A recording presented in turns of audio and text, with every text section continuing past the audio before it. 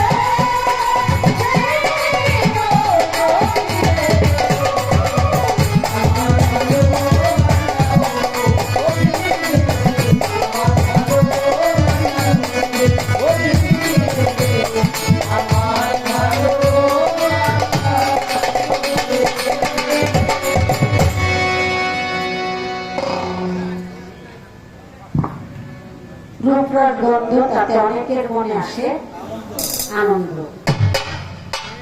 তো দল বাপের দল বেটা একত্রিত হয়, কার মনে কি চাই সেটা তোমরা জানি না। কেউ একটু দুয়ারি শুনতে ভালোবাসে, কেউ একটু বাসি, আর কেউ দুটা রসের কথা, কেউ আবার একটু আত্মতত্ত্ব, আবার কেউ একটু তথ্য, সব কিছু বলার আমরা চেষ্টা করি। যদি ভালো লাগে সেটাই আমাদের এই কর্ম সাধনায় পরিণত হবে। তো আজকে আপনারা এমন ভাবে জিম ধরে বসেছেন, মানে অনেকদিন পরে এমন নিরিবিলি একটা কোথাও নজর করার কোন জায়গা নাই। যে এলোমেলো করলে, উঠা বসা করলে থাকে দিয়া কি করে ফেলাম কেউ না বুঝতে শেষ। এটা আজকে ওই সুযোগ নাই। আসলে কি সত্যিকার অর্থে সরকার সাপ আসলেই সাপ আমাদের দিতেছে চাপ। আমার ভিতরে নাই কোনো ভাব।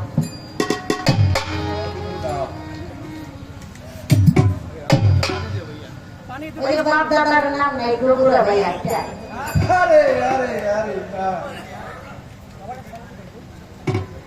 এই যে প্রায় আধা ঘন্টা হবে একটা গল্প করি, এই যে গল্পের কোনো মালা বই নাই। এত বড় যে কাহিনীটা, যে ইতিহাসে বলে গেল বাপ রে বাপ, সুরারও নাম নাই আর আউলিয়ারও নাম। ওদের নাম জানি না, ডুগুলা ভাই একটা। আমার উস্তাদ চামিয়া বয়তে আলকার। আমার কাছে তাই মনে হলো, যাই হোক এটার কোনো ভিত্তি নাই। আপনি যে গল্পটা বলছেন এটার কোনো ভিত্তি নাই, যেহেতু নাম নাই, এটার কোনো দাম থাকলে থাকতে পারে, কিন্তু আমি দিলাম না। যদি আপনার জানা থাকে বলবেন এটা কোন জীবনীতে আপনি পাইছেন, আর হ্যাঁ নাম যদি থাকে তাহলে আপনি কইতে এত বিলম্ব করলেন কেন?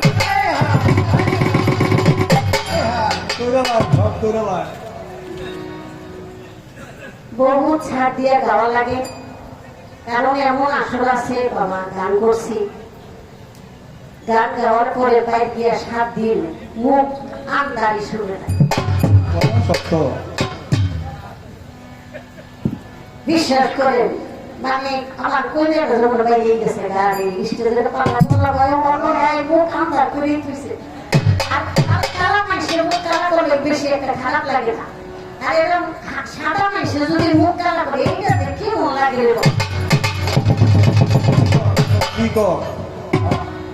আমি চাই আপনি আনন্দে থাকেন, হাসি খুশিতে থাকেন, দুই একটা রস যাইতেই সেটা রসের মধ্যে রাখেন। আপনি কিন্তু এবার তিতা বানাই গেছেন,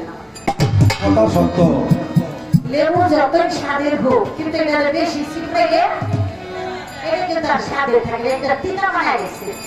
এটা আমার বাপের কথা, আমার দাদার কথা, আমার চতুর্ভুজির কথা বলে আমার এত খারাপ লাগতো না, কিন্তু রসুনকে নিয়ে আপনি একটু রঙ্গ ব্যঙ্গ আপনি বারবার নদীকে নিয়ে আপনি ছোট করে বলছেন রসুনের বাদ দিয়ে বেড়ায় কোন করছেন কি কাজটা? আল্লাহ আপনাকে মাফ করুক। আপনার কিছুক্ষণের জন্য এমন আমার গান দেওয়া হয়েছে, আপনি রসুনকে ছোট করে আপনি আজকে পালাপালি করতেছেন বেলায় ব্যবহার করতে। আপনার সেই সাইজটা কিন্তু আগে করে দিছি যে বেলায়েতের যদি খাতিওয়ালি হয় তাহলে তার স্কন্ধে আমার রসুনের পায়ের চিহ্ন থাকে। আর সেই রসুনকে নিয়ে আপনি বারবার বারবার আপনি এখানে একটা বিষয় বুঝাইতেছেন, আমারে যে ভাত রান্না করে দেয় সে আমার সহযোগিতা করে, আমি তাকে কাজের ঝি বুয়া খালা এই সমস্ত বলতে চাই না, সে বিশাল আমার উপকার করে, সে একটা কর্ম করে, কর্মের জন্য তাকে আমি কিছু পারিশ্রমিক দিই, এটা কিন্তু তার ন্যায্য, তার কর্মকে আমি সম্মান করি। তাই বলে আমি যখন তখন অযথা এটা করলে এটা করলে গেলাম এই ধরনের অমানবিক ব্যবহার কোন মানুষের হতে পারে। এটা আমি কেন বললাম, প্রায় মানুষ আছে এই ব্যবহারটা করে। হাতে একটা গ্লাস নিয়ে আসতেছে, সে তো সচেতন সাবধান। তারপরও একটা কথা আছে না, সৃষ্টিতে যা কিছু আছে সবকিছুই আল্লাহ মেয়াদ দিয়ে বের করছে, কি বলে? আর মেয়াদ যখন শেষ হয়ে যাবে, আপনি সুটকেসের রাখেন তখন দেখবেন যে মেয়াদ শেষ। কি একটা হাদিস আছে না, যে আমার আশা সিদ্দিকা তার ভাগিনা, তার ভাগিনা আব্বাসের হাতে একটা এই কিসের একটা পেয়ালা দিল, কি পায়েসের পেয়ালা দিচ্ছে। আস্তে আস্তে সেই পায়েসের পেয়ালাটা পরে ভেঙে গেছে। তিনি আশা সিদ্দিকা খুব রাগারাগি, তাই এই কাজটা তোমার করার সময় হলো, খুব খারাপ করলাম। আমার রাসূল বললেন, আচ্ছা তুমি রাগ করো না, এই পেয়ালাটা এই পর্যন্ত শিক্ষা আছে না, এই পর্যন্ত এটা ভায়া ছিল, শুধু চেষ্টা করলে এটা রাখা যাবে না, তোমার হাতেও করতে পারতো। যে গ্লাসটা ভেঙে ফেললো তার জন্য হই হুল্লা চিল্লা চিল্লি, মার ধর তোর নাক কাটু তোর বেতন। এখন ওই মেয়েটা, ওই মানুষটা তুই চোখের পানি ছেড়া যদি করে, মালিক রে আমি তো তোমার সৃষ্টি মালিক, আমি তো বলি নাই সে বড় লোক, আমি কাঙ্গাল, পেটের দুঃখে আমি তার বাড়িতে কাজ করি, মালিক তোমার বিচার থেকে হয়ে গেছে। সে কিন্তু মজলুম আর আপনি কিন্তু জালিম। আল্লাহ কিন্তু জালিমের পক্ষে কোনদিন থাকে না। কর্মক্ষেত্রে আপনাকে আবার ওই কাজের জায়গায় পাঠাইতে পারে, আর এই কাজের ক্ষেত্রে দিদির জায়গায় পাঠাইতে, এটা আমি নিজের চোখে দেখছি। এটা আমি কেন বললাম, আপনি যার কোন মানুষের মনে যদি আঘাত দেন, কষ্ট দেন, সেই মানুষটা যদি আল্লাহর কাছে বিচার প্রার্থী হয়ে যায়, আমার আল্লাহ বলে, হে মানুষ তুমি আমার বান্দাকে কষ্ট দিছো, আমার কোন অভিযোগ নাই তোমার উপরে, কিন্তু তুমি যখন ওই বান্দাকে কষ্ট দিছো, তার তরফ থেকে বিচার প্রার্থী হয়েছো, অতএব তুমি আমার দরকার। যতক্ষণ পর্যন্ত ওই যে কষ্ট পেয়েছে তার কাছে যতক্ষণ ক্ষমা চাবা না, ততক্ষণ পর্যন্ত আমি তোমাকে ক্ষমা। এই কথাগুলি বুঝাইতে আমার এত কষ্ট লাগলো। আমি ভাবছিলাম যে পালা গানে আপনি সাবাল্য কইছেন, এমন দেখলাম না, হ্যাঁ লম্বা হইলে ঘোরা হয় না, এই সহ্য এই কথা। আমি জিজ্ঞাসা করলাম একটু বুঝানোর জন্য, যে আল্লাহ বলেছে, হে আমার দোস্ত আপনি যতই দোয়া করেন কেন? কারণ আব্দুল্লাহ ইবনে উবাই তার ছেলে আপনার মুরিদ এবং তার প্রতি সন্তুষ্ট, তাই ওই সন্তান তার বাবার জন্য কোরআন পড়ে, এই জন্য সে জানা সত্য তার একটা বিশ্বাস, হয়তো রাসূল দোয়া করলে আমার বাবাই মাপ পাইলে। রাসূলুল্লাহ আমার বাবা কত কিছু করছে, তারপরে আমি চাই আপনার মুখে লালা দিয়া আমার বাবা চোখে সুরমা বানায়। এক যুদ্ধে আপনার কাকা আব্বাস তাকে আমার বাবার একটি জামা আমি দিয়েছিলাম শীতের মধ্যে, তাই আমি চাই আজকে সেটা আপনি পরিশোধ করার জন্য আপনার গায়ের একটা জামা আমার বাবার গায়ে, আমার বাবার জন্য একটু দোয়া করেন। তাই ওই ওনাকে খুশি করার জন্য আল্লাহর কাছে দোয়া করছে। আমার আল্লাহ বলে, আমার দুষ্ট তুমি না হইলে আমি কিছু সৃষ্টি করতাম না, আমি শুধু তোমার সন্তুষ্ট চাই। তুমি যার প্রতি বেজার, তুমি যার প্রতি সন্তুষ্ট না, তুমি যাকে ক্ষমা করো না, যে আমি তোমার সাথে দুষ্করি মুনাফিকি করে, আমি তারে কোনোদিন ভালো মনে তুমি তো তার জন্য দোয়া করবা, কিন্তু আমি কষ্ট পাইছি। এই কথাটাই তো আমার রসুলের মর্যাদা মর্তবা পারে। এবং যারা মুনাফিক অবশ্যই মুখে মুখে দুস্তু করে বুকের মধ্যে টান দিয়া দেয় আর পিছু দিয়ে দেয়, কারণ মুনাফিকেরাই বেশি আনুষ্ঠানিকতা, লৌকিকতা, সামাজিকতা, আল্লাহ সত্য। এটা আল্লাহ পবিত্র কালামের মধ্যে বলেছে। লৌকিকতা, লোক দেখা, অভিনয়ের ভালোবাসা কিন্তু সাংঘাতিক। সত্যিকার ভালোবাসার কাছে ভালোবাসা হার বেড়ে যায়। আমি এই কথা আপনার কাছে চাইছিলাম, কিন্তু এটা আপনি কই নিয়ে গেলেন যে আপনার নবতের পালা নিয়ে আমার কি লেগে গেছে গেলেন আপনার নবীর কথাই আল্লাহ শুনবে না। তাহলে আমার নবী আপনার কিছু না। বাবা নবী আমার খালে আপনার কিছুই না। বুঝে নাই না, বুঝে আমি বুঝে ছোট্ট একটা গান করি, তারপরে আমি শুধু বলার চেষ্টা করি। এই কথা বলে পাল্লা বড় করা যায় না। আরো আপনি চিন্তা করে দেখেন, নবীকে ছোট করতে গেলে আপনার এখানে কোনো স্থানই থাকে না।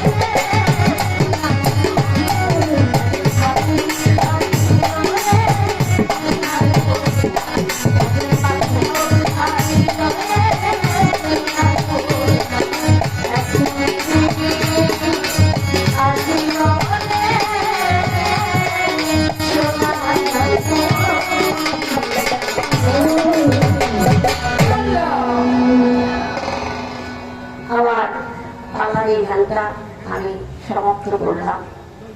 এখন দুটি প্রশ্ন সে করেছে, এত পয়েন্ট ধরলে আর পালার যে একটা মোড় সেটা থাকে। মানে আমিও এখন চেষ্টা করতেছি একটু একটা সাইডটা বাইটা, কারণ কে ঘষা মাজা করতে গেলে কি হবে যে তার ভাবটা বুঝ হয়ে গেছে, সে মানে রসুলকে নবীকে কোনো মর্যাদা না। তাহলে আমি আবার যদি সেই কথাটা উত্থাপন করি, আবার সে বলবে, তাহলে তাকে ছোট করা হবে, কারণ আমি তাকে সুযোগ করি। তো যার ফলে আমি এই পর্যন্তই রাখলাম কথাটা। আপনি প্রসঙ্গ নিয়ে অনেক কথা বলেছেন, আমি ওই কথাটা বলে গেছি যে ওলিয়া উলিয়া বেলায়েতধারী যতই হবে তাদের আমার নবীর স্বীকৃতি থাকতে হবে। আমার দয়াল নবীর স্বীকৃতি যদি না থাকে তাহলে কখনো ওলিয়া উলিয়া না। যেমন গাউস পাক ওলির সেরা, বেলায়েতের বাদশা, সেই গাউস পাক আমার রসুলের বর পেয়েছে। এখানেই হয়ে যায়, এখানে আর পেশাপেশি করার কোনো দরকার পড়ে না। তবে পেশাপেশি করা এক ধরনের মহিলারা আছে, তুই আলু দিয়া জাটা দিয়া কেন্দ্রাই তারপর গুল গুল গুল গুল গুল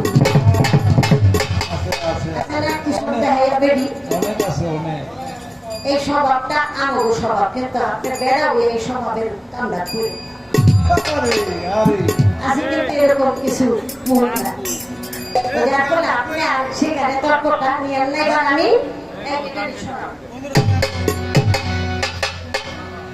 অনেক কথা আমি কি বলবো, আউলিয়া কইতাছে বাজান তুই আমারে উলঙ্গ করিস না, আমি আল্লাহর সামনে কেমনে খারাপ, আল্লাহর সামনে আমাকে কাপড় করে খারাইতে হইব, আমাকে ভিতরে কাপড়ের তলে কি আছে আল্লাহ আর দেখ ওইসে কি কথা। তোমার হাওয়া 340 বছর করতে কি করতে সমস্ত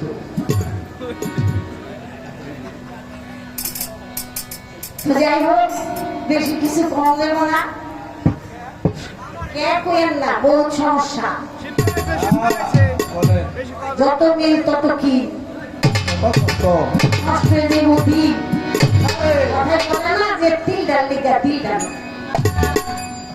এখানে আমি কথা রাখি, তারপরে আমি একটা একটা করে জবাব দেই কতগুলি কথা। আর আমার মনির মোল্লা ভাই ও আফজাল ভাই আইছে, আমি লেখা দিছি লগে আবার মোটর সাইকেল করতে পারলাম, মোটর সাইকেল তো অনেকে নিয়ে আইছে, মোটর সাইকেল আমরা যে গান করছিলাম ওই যে নেশার মাধ্যম ভাই কি মাঝির ঘাটে, তখন এই মনির ভাই আসছিল, মোটর সাইকেলটা চুরি হয়ে বাগানে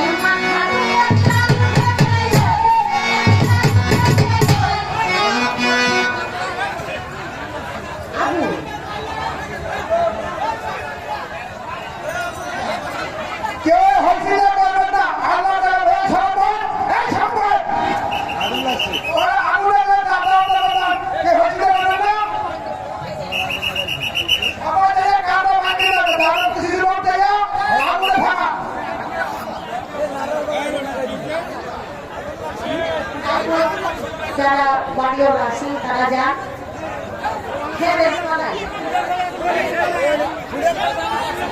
আগুন আছে, আগুন আছে কোথায়, বাড়ির ভিতরে আগুন আছে।